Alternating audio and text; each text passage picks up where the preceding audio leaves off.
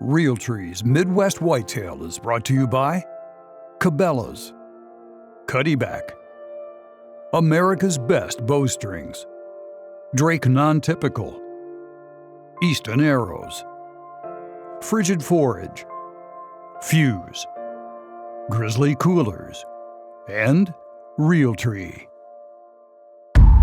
Day 27, November 13th. I'm back at the spot where I parked the four-wheeler yesterday afternoon when we went in to hunt the blind.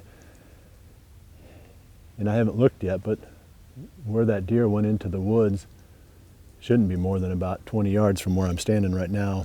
You can see the four-wheeler right in front of me here, all covered with frost. We had to leave it, circle clear around through the country and get back to the house without coming down here and taking the chance of bumping that buck. We're gonna go look. I mean, dang, I hate it. I hate it that they don't just fall. But this is sometimes the way it goes. So we're gonna drop down into the ditch here and see if we can find him.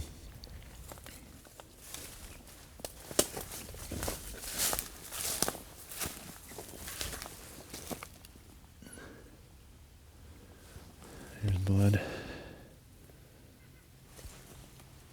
Yep. I'm not seeing the blood. There was blood right where he dropped down in. So maybe he went the other direction.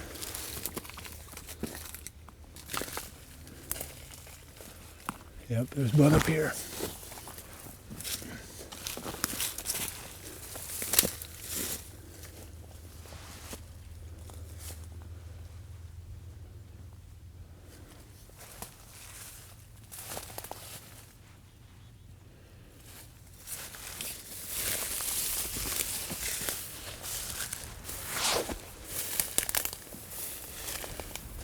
They come about 200 yards so far on this trail. And I think I know there was a bloody bed right where he went into that ditch. Then we just found another one here, about 100 yards or so, or 150 yards from that spot. I'm looking for the deer right now, but at some point I'll have to go back. If I can't find him right around here or pick up blood right around here, I'll have to go back to that bed and then just work really slow away from there. The problem that you usually have is at some point they stop bleeding externally. And he wasn't bleeding a lot anyway. So I'm not saying it's a full-on carcass search yet, but it's going to come to that at some point.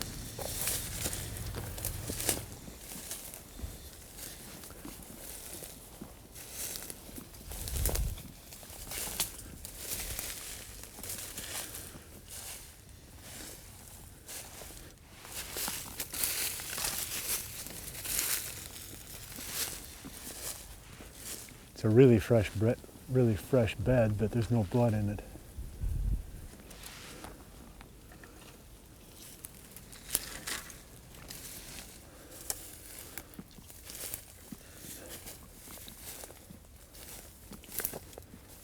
We've combed the south side of the creek that is down below the house.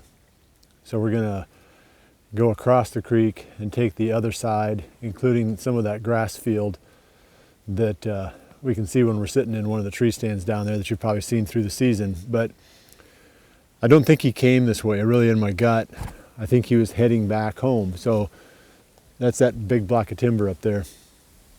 So we're just kind of, by process of elimination, working our way in that direction. It's possible that he's not dead. So we always got to keep that in mind, because it's kind of strange that he could have, they can do a lot of crazy stuff, so I shouldn't say that, but it surprises me that he's come as far as he has with that hit.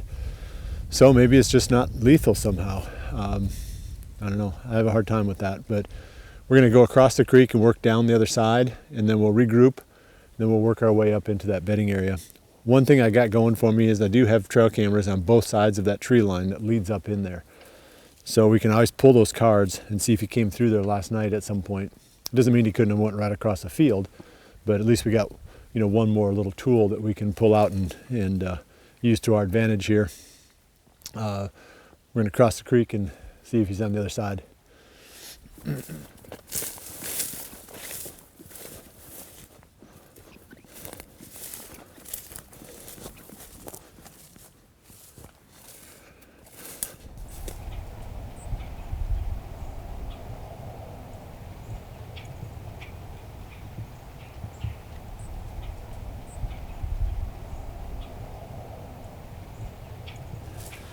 I've got a camera on either side of this tree line. Right now we're probably 300 yards from where I shot that deer. And there's some hope, I guess, that he could have come up on either side of this and triggered a photo. So we're gonna grab both these cameras, go back to the office and see if there's anything on there, and kind of regroup and come up with a game plan for searching this timber that's behind me. This is the spot where we saw him on the morning of the 6th of November, and where I think the deer has been bedding most of the time. So time to regroup and come back with plan B. Here's where the blind was located, right there. The shot was here. The deer went down, basically zigzagged across this field, but ended up disappearing into the bottom right there. We searched this area. The only spot we maybe didn't get to is right on the end of this, but we've searched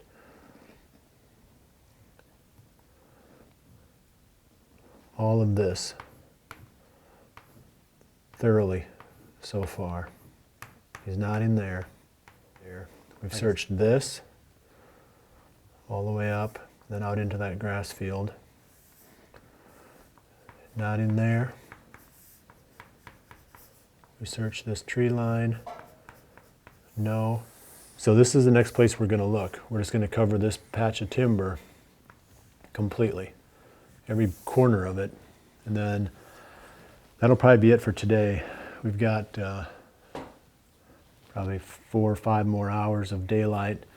We'll probably hit this and go over and hit this, probably walk this, and then we should have a pretty big piece of the range where that deer has been living.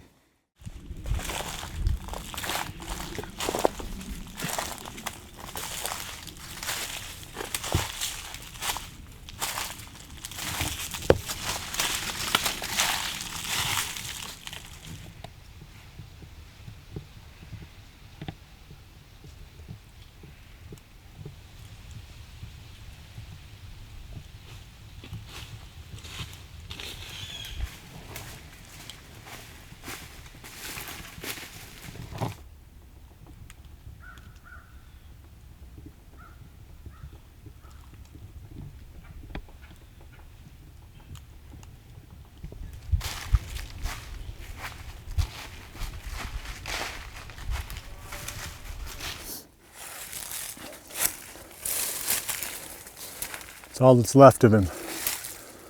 Coyote's got the rest. Now, looks like a pretty decent buck though. I don't recognize this deer, but that's all I found. It's so thick in here that it is possible that he could be laying in here dead, and we just walked past him. We covered it twice. We'll probably hit it again one more time tomorrow. I'm beginning to wonder if he's dead right now, or if he was on his feet for a long time, or who knows. I mean, maybe it's possible that they don't die from that hit. Some bucks, you know, it's get an arrow through there and don't catch anything vital. I don't know. I've seen some weird stuff, but we covered a big area really well. I guess we've been walking for about 7 hours, but we'll try it again tomorrow. We're not going to give up that easy trying to find him. So I guess come back for day 28.